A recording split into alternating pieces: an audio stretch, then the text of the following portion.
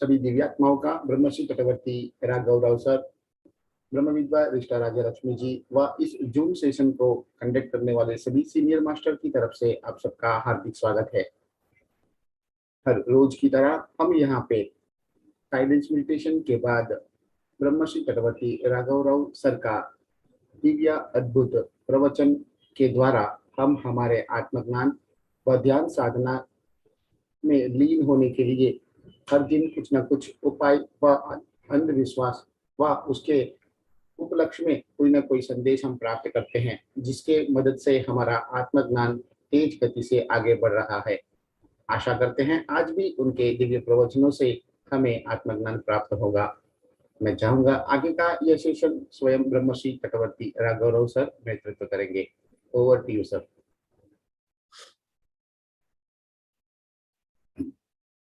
अंदरिकी नमस्कारम। आप सभी को ब्रह्मश्री चक्रवर्ती राघवराव सर का नमस्कार।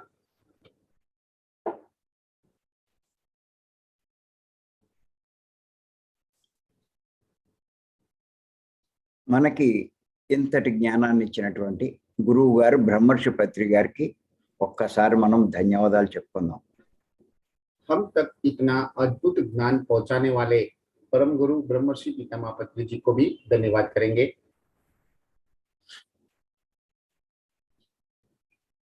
గత 31 ఎపిసోడ్ నుంచి ఒక విషయం మీకు చెప్పుకుంటున్నాం। हम पिछले 31 एपिसोड से एक विषय के ऊपर चर्चा कर रहे हैं। ఇది 32వ ఎపిసోడ్। आज का यह एपिसोड 32वां है। ఏమిటంటే ఆ విషయం భయం పోవాలంటే అన్న దాని మీద మనం చెప్పుకుంటున్నాం।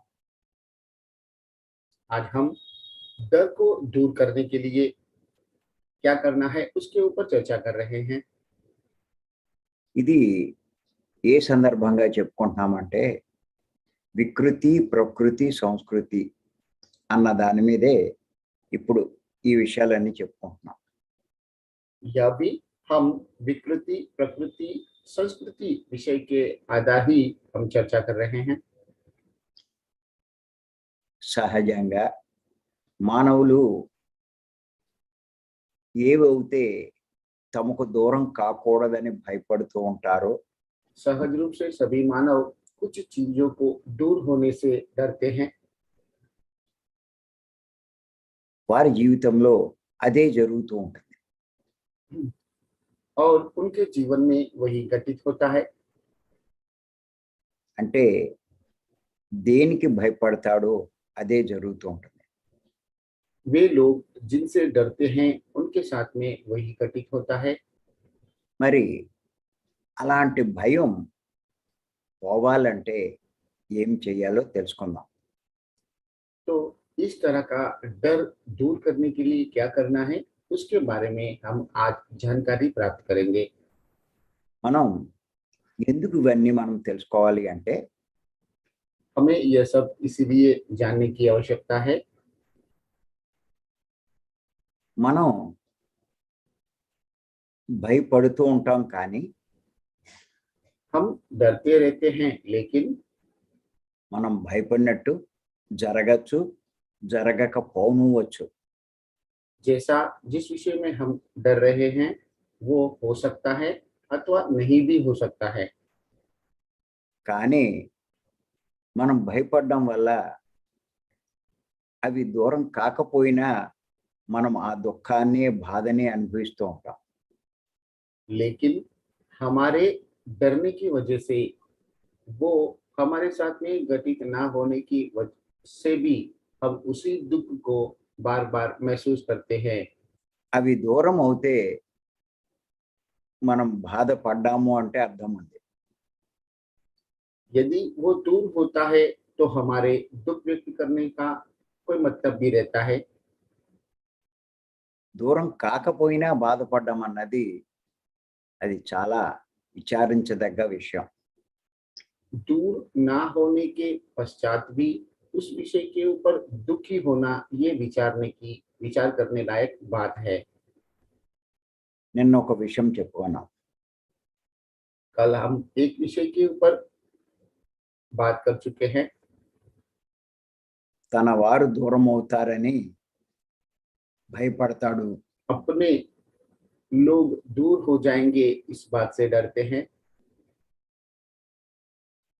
కానీ చివరకు ఎవరో ఒకళ్ళు దూరం అవుతూనే ఉంటారు. लेकिन अंत में कोई ना कोई दूर होता ही है।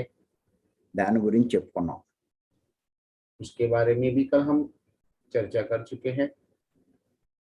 ఈరోజు ఇంకొక విషయం మీద చెప్పుకుందాం. आज एक और विषय के ऊपर चर्चा करेंगे। ఏమిటంటే తనకున్నవన్నీ वो ये है, उनके पास जो भी है वो सब, తాను సంపాదించుకున్నవన్నీ वे अब तक जो कमाए हैं वो सब దూరం కాకూడదు అని అనుకుంటాడు. दूर नहीं होना चाहिए ऐसा सोचता है। దూరం అవుతాయేమోనని భయపడతాడు. दूर हो जाएंगे ऐसा वो डरते हैं।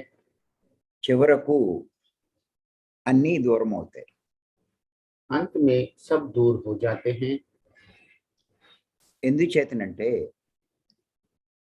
చాలా మంది, ఇంచుమించు అందరూ కూడా నా లెక్క, क्योंकि बहुत से लोग, मेरे हिसाब से लगभग सभी लोग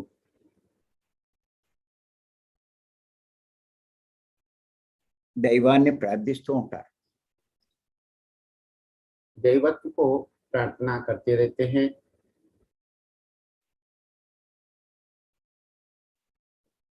హిందువులైతే గుడికి వెళ్ళి ప్రార్థిస్తారు. हिंदू मंदिर जाके प्रार्थना करते हैं। క్రిస్టియన్లు చర్చికి వెళ్ళి ప్రార్థిస్తారు. क्रिश्चियन चर्च में जाके प्रार्थना करते हैं। ముస్లింలు అయితే మసీదుకి వెళ్ళి ప్రార్థిస్తారు. मुस्लिम मस्जिद में जाकर प्रार्थना करते हैं। ఏమంటారంటే और ऐसा बोलते हैं,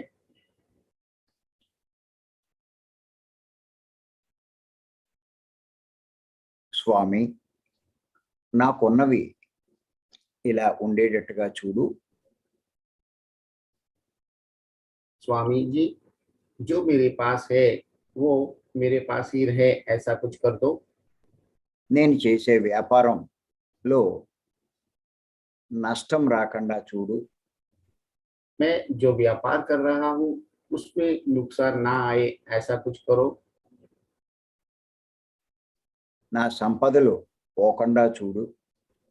मेरी संपत्ति दूर ना हो जाए, ऐसा कुछ कर कीजिए। అని వ్యాపారస్తుడు ప్రార్థిస్తాడు. ऐसा व्यापारी प्रार्थना करते हैं।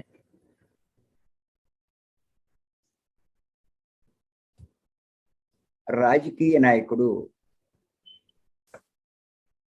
తన పదవులు పోకూడదని ప్రార్థిస్తాడు. राजकीय नायक उनका पद दूर ना होने के लिए प्रार्थना करता है। ఉద్యోగస్తుడు తన ఉద్యోగం పోకూడదని ప్రార్థిస్తూ ఉంటాడు. नौकरी करने वाला उनका नौकरी ना चला जाए उसके लिए प्रार्थना करता है। ఇలా ప్రార్థిస్తున్నాడు అంటే వాడు పోతాయేమో అని భయపడుతున్నట్టే లెక్క. इस तरह से प्रार्थना करने का मतलब वो उनसे दूर होने के लिए डरते हैं। అంచేత అటువంటి భయం మనకి పోవాలంటే इसलिए इस तरह का डर हमसे करना है तो ఎన్ని ప్రార్థనలు చేసినా భయం మటుకు పోదు. कितने भी प्रार्थना करने से डर तो नहीं जाता है। ఇవన్నీ నేను ఎందుకు చెప్తున్నాను అంటే यह सब मैं इसलिए बता रहा हूँ, ఈ ధ్యానంలోకి రాకముందు నేను అలాగే ప్రార్థనలు చేసేవాడిని. ध्यान में आने से पहले मैं स्वयं भी ऐसे ही प्रार्थना करता था। ఇది అందరికీ ఉండేటువంటి భయమే. ये सब में रहने वाला डर ही है, కానీ ఆ భయం ఇప్పుడు నాకు పోయింది. लेकिन यह डर मेरे से दूर हो चुका है। ఎందుచేతనంటే పత్రి గారి మార్గంలోకి వచ్చాక क्योंकि पत्री जी के मार्ग में आने के बाद ఎంతో జ్ఞానం సంపాదించుకున్నా. बहुत ज्ञान अर्जित कर चुका हूँ। అంచేత ఆ భయం అన్నది దేనికి భయపడకుండా జీవించగలుగుతున్నాం. इसीलिए किसी से भी ना डरते हुए जीवन जी पा रहा हूँ। అంచేత ప్రతి ఒక్కరూ తెలుసుకోవాల్సింది ఏంటంటే इसीलिए हर किसी को यह बात जानना जरूरी है, ముందు తనకున్నవన్నీ पहले अपने पास जो भी है, అంటే ధనం కానీ मतलब धन हो सकता है, సంపదలు కానీ संपत्ति हो सकता है, అవన్నీ తనవి కావని ये सब తెలుసుకోగలిగితే ये सब अपने नहीं है। ये बात जब जान पाते हैं అప్పుడు తనకున్నవన్నీ దూరం అవుతాయనే భయం ఉండదు. तब अपने पास जो भी है ये दूर हो जाएगा, इसका डर नहीं रहता है। మరొక్కసారి చెప్తున్నాను ఇది. తనకున్నవన్నీ అంటే ధనం, సంపదలు. फिर से पुनरावर्तन किया जा रहा है। अपने पास जो भी है, धन हो सकता है, संपत्ति हो सकता है, తనవి కావని తెలుసుకోగలిగితే यह सब अपने नहीं है। ये बात समझ पाते हैं అవి దూరం అవుతాయనే భయం ఉండదు. तब इनके दूर होने का डर नहीं होता है। అంటే మనం అజ్ఞానంలో ఉంటే ఇవన్నీ నాయి అనుకుంటాం. हम अज्ञान में रहते हैं तो यह सब मेरे हैं ऐसे सोचते हैं। నువ్వు జ్ఞానవంతుడైతే आप ज्ञानी बन जाते हो तो ఇవి నావి కావు అన్న విషయం తెలుసుకుంటాం. यह सब मेरे नहीं है, ये विषय जान पाते हो।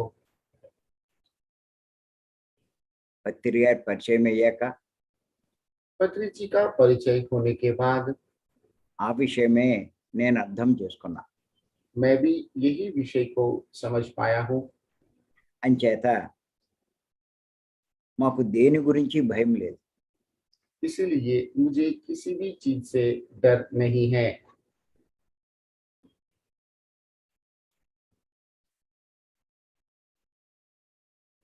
ఎందుచేతనంటే क्योंकि ఆత్మలమైన మనము आत्मा स्वरूपी हम భూమి మీదకి వచ్చేటప్పుడు धरती पे जब हम आते हैं ఏదీ తెచ్చుకోలేదు. कुछ भी नहीं लाए हैं।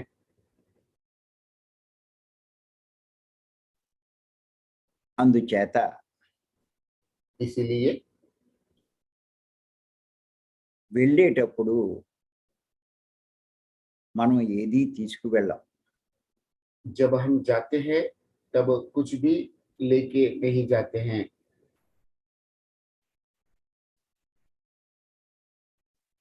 అంటే మనకు తీసుకువెళ్ళే హక్కు లేదు. मतलब ले जाने का अधिकार हक हमें नहीं है। మనం ఖాళీ చేతులతో వస్తాము, हम खाली हाथ से आते हैं, ఖాళీ చేతులతో వెళ్తాం. खाली हाथ से ही जाएंगे। మీరు అందుకే చూడండి, इसीलिए आप देखिए, ఎవరైనా చనిపోయినప్పుడు किसी का भी मृत्यु होता है, వారి శవాన్ని దహనం చేసే ముందు तब उनका लाश को दहन करते हैं। వారి చేతికి ఉన్నటువంటి ఉంగరాలు కానీ, उनके हाथ में पहनाया हुआ वीटी, చేతికి ఉన్న కడియాలు కానీ, हाथ में लगाया हुआ कड़ा,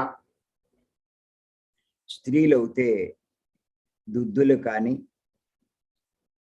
यदि स्त्री है तो कान में पहने हुए गहने, ముక్కు పొడకలు కానీ, नाक में पहना हुआ गहना, గాజులు కానీ, चूड़िया, ఏమి ఉన్నా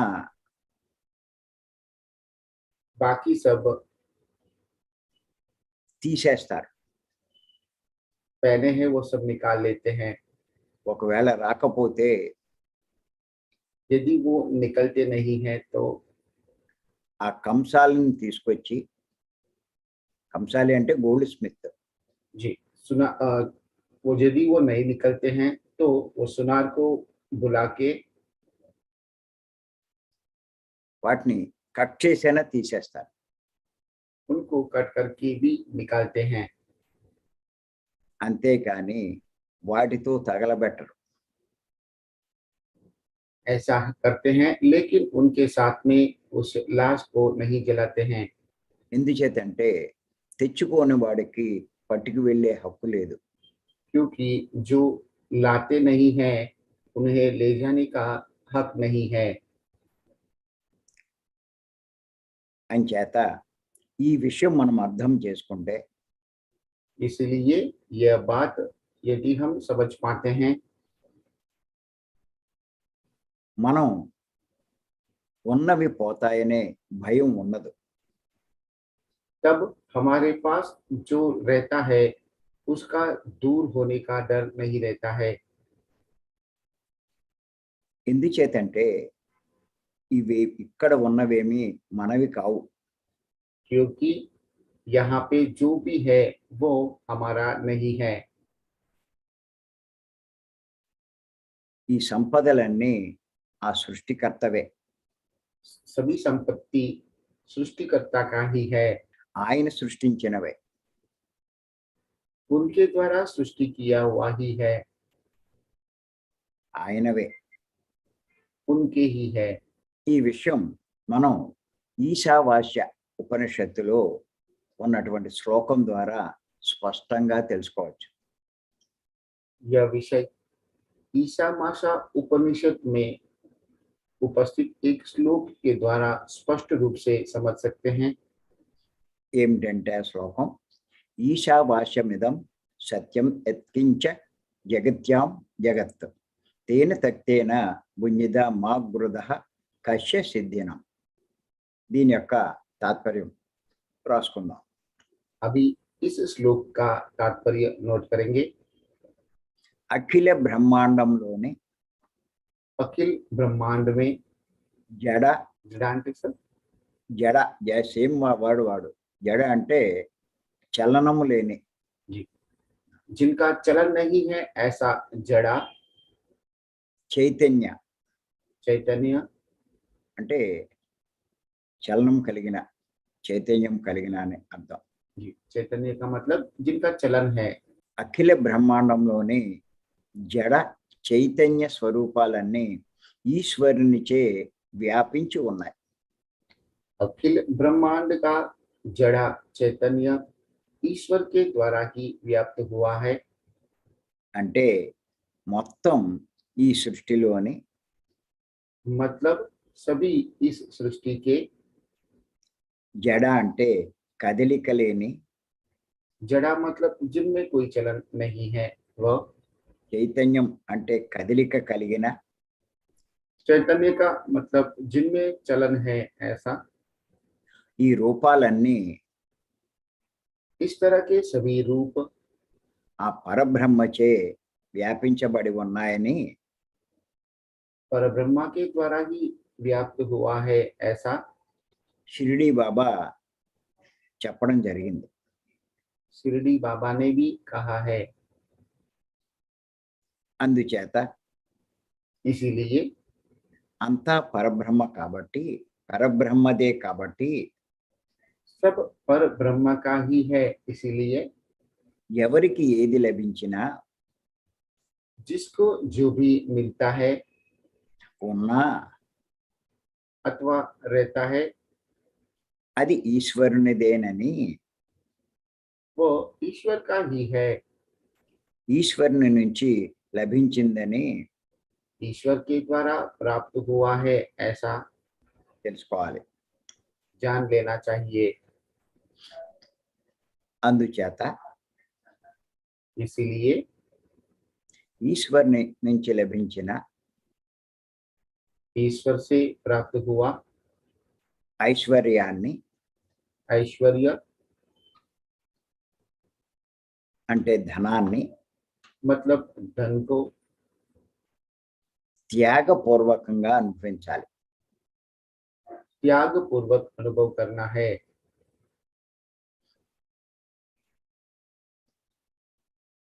అంటే మనం ఉపయోగించుకుంటూ కొంత అందరికీ పంచాలి. मतलब हमें थोड़ा उपयोग करते हुए बाकी को भी बांटना चाहिए।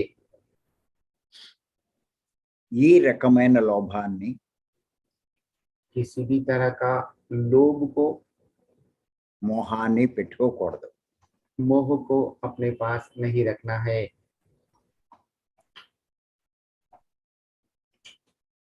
ఎవరిది ఆశించకూడదు. किसी का भी प्राप्त करने की इच्छा नहीं रखना है।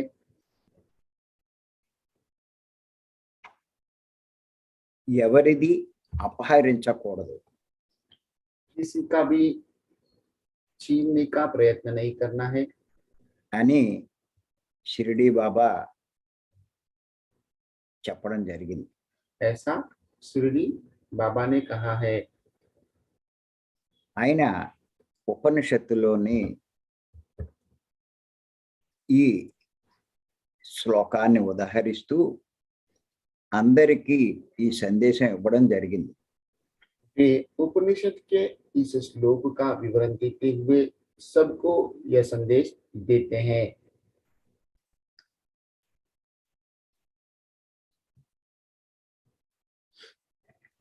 ఎందుచేతనంటే क्योंकि ఇది మన సంపద, మనకున్నవన్నీ కూడా हमारे पास जो भी मौजूद है మనవి కావు. वे हमारा नहीं है,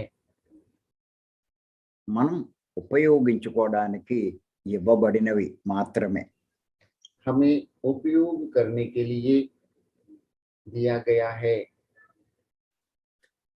నువ్వు ఉన్నంత వరకు ఊరికే నాది నాది అంటావు. जब तक आप रहोगे तब तक मेरा है ऐसा बोलोगे, కానీ लेकिन నువ్వు శరీరాన్ని వదిలినప్పుడు నాదని ఎలా అనగలవు? जब शरीर को छोड़ देते हो उसके बाद मेरा ऐसा कैसे बोल पाओगे?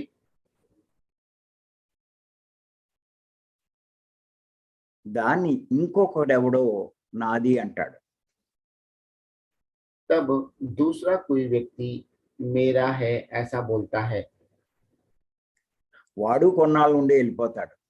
वो भी थोड़े दिन रह के चला जाता है। మళ్ళా ఇంకొకడు నాది అంటాడు. इसके बाद दूसरा कोई उसे अपना बताते हैं। ఇది అర్థం చేసుకుంటే यह बात जब हम समझ पाते हैं, అది ఎవరిది కాదు అన్నది అర్థమవుతుంది. वह किसी का नहीं है ऐसा समझ में आता है. ఇది మనం అర్థం చేసుకుంటే इस बात को हम समझ पाते हैं तो మనకు ఏ రకమైన భయము ఉండదు. हमें भी किसी भी प्रकार का डर नहीं रहता है. నా చిన్నతనంలో मेरे बचपन में మా తాతగారు ఒక విషయం చెప్పేవారు. मेरे दादाजी ने एक विषय बताया था. ఆయన ఏమన్నారంటే, उन्होंने ये कहा था, ఈ భూములు, ఈ పొలాలు మనవి అని అనుకుంటాం. यह भूमि, ये खेती अपने हैं ऐसे सोचते हैं, కానీ ఏమీ మనవి కావు నాయనా అనేవారు. लेकिन इनमें कुछ भी अपना नहीं है बेटा ऐसा बोलते थे. ఆయన ఒక చిన్న ఉదాహరణ చెప్పారు. उन्होंने एक छोटा उदाहरण दिया है. ఆయన ఏమన్నారంటే, ఒక ఆసామి उन्होंने ऐसा कहा है, एक व्यक्ति తన స్నేహితులందరినీ తీసుకుని వెళ్ళి उनके सभी दोस्तों को ले जाते हुए తనకున్న పొలాన్ని చూపించాడు. उनका जो खेती है उसे दिखाया है. తను ఇలా చెయ్యంతా చూపించాడు, ఈ చివరి నుంచి ఆ చివరి దాకా. इस तरह से हाथ घुमाते हुए ये कोने से लेकर के वो कोने तक मेरा है ऐसा दिखाया है. ఇదంతా నాదేరా అన్నాడు. यह सब मेरा ही है ऐसा कहा है. అలా అనగానే ऐसा उसने जब बोला तब ఆ పొలం పక్కున నవ్వింది. वो खेती जोर से हंस पड़ा. ఎందుచేతనంటే क्योंकि ఆ పొలం ఎన్నో వందల సంవత్సరాల నుంచి చూస్తూనే ఉంది. वो खेत सैकड़ों सालों से देखते आ रहा है. ఒక్కొక్కడు వస్తూ ఉంటాడు, हर बार एक व्यक्ति आता है, ఇది నాది అంటాడు. ये मेरा है ऐसा बोलता है. కొన్నాళ్ళు పోయాక ఇంకొకడు వస్తాడు, कुछ दिनों के बाद में दूसरा आता है, వాడు నాదే అంటాడు. वो भी मेरा है ऐसा बोलता है. తర్వాత ఇంకొకడు వస్తాడు, उसके बाद और कोई आता है, వాడు నాదే అంటాడు. वो भी मेरा है ऐसा बोलता है. కానీ నాదన్నవాడు మళ్ళా కనపడ్డాడు.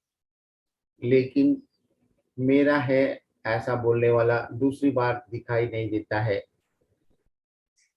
ఆ పొలమే శాశ్వతంగా ఉంది కానీ खेत ही शाश्वत रूप से है, लेकिन నాదన్నవాడు ఒక్కడు కనపడ్డాడు. मेरा है ऐसा बोलने वाला कोई भी नहीं दिखाई दे रहा है. ఈ విషయం చెప్తూ మా తాతగారు यह विषय बताते हुए मेरे दादाजी ने ఎవరైతే ఇలా చెప్పుకుంటూ ఉంటారో వాళ్ళని చూసి నవ్వవలసిందే అంటారు. जो लोग ऐसा बोलते हैं उनको देख के हमें हंसना चाहिए. దీన్ని బట్టి మనం తెలుసుకోవాల్సింది ఏంటంటే, इस उदाहरण से हमें यह जानना है, ఏది మనది కాదు. कुछ भी हमारा नहीं है. మనకు ఉండొచ్చు, हमारे पास हो सकता है, కానీ అది నీది కాదు. लेकिन वह आपका नहीं है. నీకు ఇవ్వబడింది మాత్రమే. आपको दिया गया मात्र ही है. నువ్వు ఉపయోగించుకోవడానికి ఇవ్వబడింది, आपको उपयोग करने के लिए दिया गया है. అంతేగాని అది నీ సొంతమేమీ కాదు. इतना ही है, लेकिन वो आपका खुद का नहीं है. నీది కానిది దూరం అవుతే నీకెందుకు భయం? जो आपका नहीं है वो दूर होता है तो आप किस लिए डर रहे हो. అంచేత इसीलिए అటువంటి భయాలు మనం అజ్ఞానం వల్లే పొందుతూ ఉంటాం. इस तरह के डर अज्ञान की वजह से ही प्राप्त करते हैं। అందుకే పత్రి గారు అందరినీ జ్ఞానం సంపాదించుకోమంటారు. इसीलिए पत्री जी सभी लोगों को ज्ञान कमाने के लिए, अर्जित करने के लिए कहते हैं। నువ్వు జ్ఞానం పొందే కొద్దీ जैसे जैसे आप ज्ञान प्राप्त करते हो, నువ్వు దేనికి భయపడవు, आप किसी से नहीं डरोगे, శాంతిగా జీవిస్తావు. शांति से जीवन जी पाओगे। చూడండి, రైల్లో ప్రయాణించేవారు रेल यात्रा में प्रयाण करने वाले ఒక బెర్త్ బుక్ చేసుకుని ప్రయాణిస్తారు. एक सीट को बुक करके वो यात्रा करते हैं। వీటనే కంటే బెర్త్ అంటే మంచిది. जी, एक बर्थ बुक करके यात्रा करते हैं। ఆ ప్రయాణం చేస్తున్నంతసేపు నాది నాది అంటాడు. जब तक वो यात्रा करते हैं तब तक मेरा है ऐसा बोलता है। ఎవరైనా దాని మీద కూర్చున్నా ఒప్పుకోడు. यदि कोई उस बर्थ के ऊपर बैठते हैं तो वो स्वीकार नहीं करता है। వాడితో గొడవ పడి బయటికి గెంటేస్తాడు. उनसे झगड़ा करते हुए उनको बाहर भेज देते हैं। అలా నాది నాదిని అన్నవాడు इस तरह से मेरा मेरा बोलने वाला ప్రయాణం అవ్వుకోగానే जैसे ही उनकी यात्रा पूरी हो जाती है, ఆ బెర్త్ను వదిలేసి उस बर्थ को छोड़ के चला जाता है। మరి నాదన్నవాడు అక్కడే ఉండాలిగా. तो मेरा है बोलने वाला उनको वहीं पे रहना चाहिए। మరి ఎందుకు ఉండడు, तो क्यों नहीं है, ఎందుకు వచ్చేస్తాడు? क्यों चला जाता है? ఆలోచించండి. एक बार सोचिए। అది వాడిది కాదు కాబట్టి. क्योंकि वह उसका नहीं है। అది ప్రభుత్వానికి वो सरकार का है।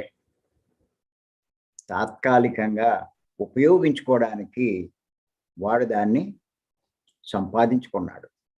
तात्कालिक रूप से उपयोग करने के लिए उन्होंने उसे कमाया है। అలాగే ఈ సృష్టిలోని సంపదలు పై ప్రభుత్వానివి.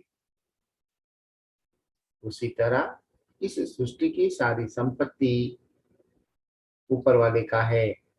మనము ఆయన నుంచి ఉపయోగించుకోవడానికి వీటిని తీసుకున్నాం.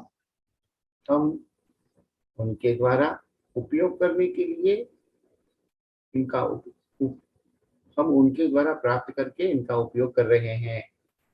చూడండి, రైల్లో ప్రయాణించేవాడు रेल यात्रा में प्रयाण करने वाला వాడిచ్చిన ధనాన్ని బట్టి, డబ్బుని उनके బట్టి उनके द्वारा दिया गया धन के हिसाब से జనరల్లో సీటు ఉంటుంది, जनरल में उनको सीट मिलता है, స్లీపర్లో ఉంటుంది, स्लीपर में हो सकता है, ఏసీలో ఉంటుంది, एसी में हो सकता है, సెకండ్ ఏసీ ఉంటుంది, सेकंड एसी हो सकता है, ఫస్ట్ ఏసీలో కూడా వాడు ప్రయాణిస్తూ ఉంటాడు. फर्स्ट एसी में भी वो प्रयाण कर सकते हैं। అంటే ఎవరు ఎంత ఇస్తారో, డబ్బు ఇస్తారో అటువంటి దాంట్లో ప్రయాణించే అర్హత వస్తుంది. मतलब जो लोग जितना अदा करते हैं उनको उस तरह का सुविधा प्राप्त करने का अधिकार होता है। అంచేత మనం జనరల్లో టికెట్ తీసుకుని इसलिए यदि हम जनरल टिकट खरीद के ఏసీలో ప్రయాణిద్దామంటే కుదరదు. एसी में यात्रा करने की के लिए सोचेंगे तो वो नहीं चलेगा। వాడు ఇంకా ఎంత గింజుకున్నా ఏసీ అవకాశం ఉండదు. वो कितना प्रयत्न करने के बाद में भी एसी में उनको मौका नहीं मिलता है। ఎంత అవుతే వాడు ఇచ్చి సంపాదించుకున్నాడో అదే వాడికి ఆ ప్రయాణ కాలం అంతా కూడా అనుభవించాల్సిందే. जितना वो खर्च करके वो टिकट कमाता है, उतने समय तक ही उसी सीट पे वो यात्रा कर सकता है। అలాగే ఈ సృష్టిలో కూడా उसी तरह इस सृष्टि में भी మనం వేలు हम పొందే అర్హత ఉన్నవాడు వేలే పొందుతున్నాడు. లక్షలు పొందే అర్హత ఉన్నవాడు లక్షలు పొందుతున్నాడు. 1000 प्राप्त करने की योग्यता होता है तो उनको 1000 ही रुपया मिलेंगे। लाख प्राप्त करने की योग्यता होता है तो उन्हें लाख रुपया ही मिलेंगे। కోట్లు పొందే అర్హత ఉన్నవాడు కోట్లు పొందుతున్నాడు. करोड़ों प्राप्त करने की योग्यता होता है तो करोड़ मिलते हैं। వందల కోట్లు అర్హత పొందినవాడు వందల కోట్లు పొందుతున్నాడు. 100 करोड़ प्राप्त करने की योग्यता रखने वाले को 100 करोड़ रुपया मिलते हैं। వేల కోట్లు పొందే అర్హత ఉన్నవాడు ఆ వేల కోట్లు పొందుతున్నాడు. 1000 करोड़ प्राप्त करने की योग्यता रखने वाले को हजारों करोड़ रुपया मिलते हैं। వాడి జీవిత ప్రయాణంలో వాటినే అనుభవించాలి. उनके जीवन यात्रा में उनको उनका अनुभव उनका उपयोग करना है। వేలు ఉన్నవాడు కోట్లు కావాలంటే రావు. जिनके पास 1000 रुपया है वो करोड़ों रुपया मांगेंगे तो कैसे आएगा। వాటినే ఉపయోగించుకోవాలి.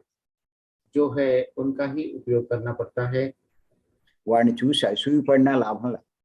उनको देख के ईर्ष्या व्यक्त करते हैं तो कोई लाभ नहीं होगा।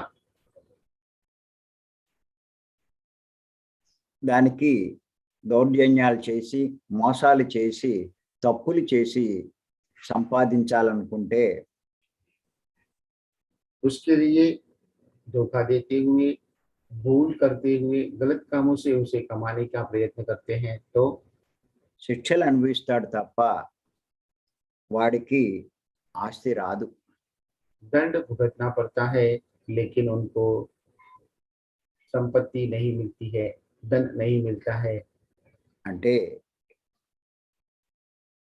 జనరల్ తీసుకున్నవాడు ఎంత బలవంతుడైనా ఏసీలో బలంగా అందులో ప్రవేశిస్తే పోలీసులు వాడిని అరెస్ట్ చేసి తీసుకుపోతారు.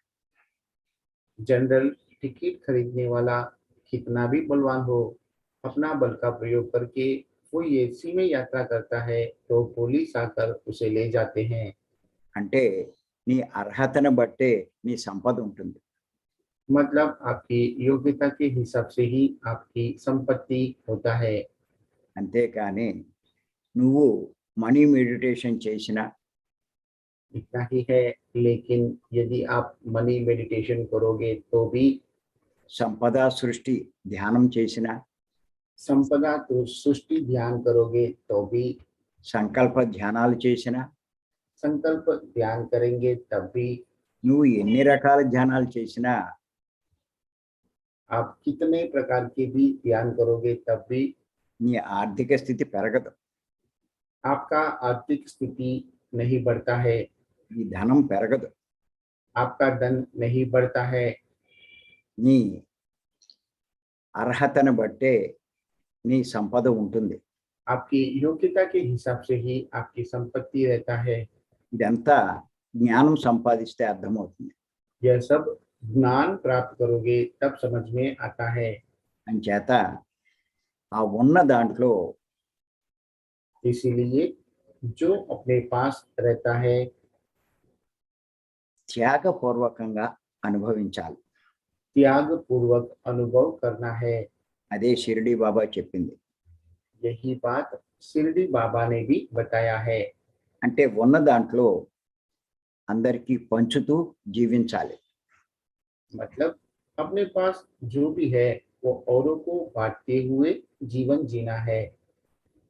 మరి ఈ విషయం పత్రి గారి పరిచయం అయిన తర్వాత మాకు అర్థమైంది.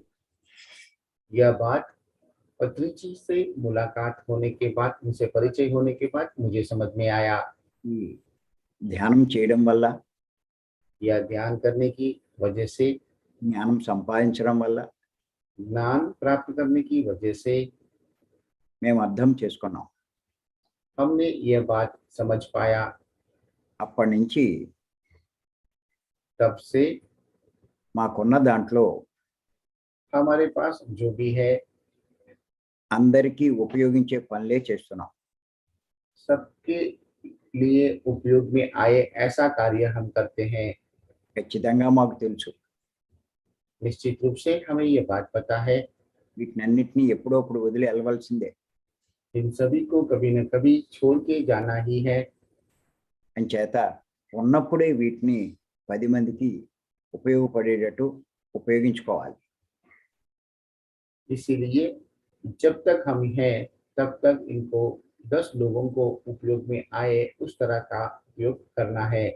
అప్పుడు జీవితం ధన్యమవుతుంది. तभी जीवन धन्य हो जाता है। మనకు భయం ఉండదు సరికదా, तब हमें डर भी नहीं रहता है లాభం ఎంతో పొందుతాం.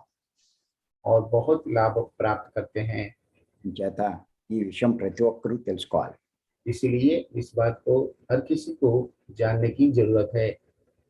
ధ్యానం చెయ్యాలి, ध्यान करना है, జ్ఞానాన్ని సంపాదించాలి. ज्ञान को प्राप्त करना है, అప్పుడే మీకు ఏ భయము ఉండదు.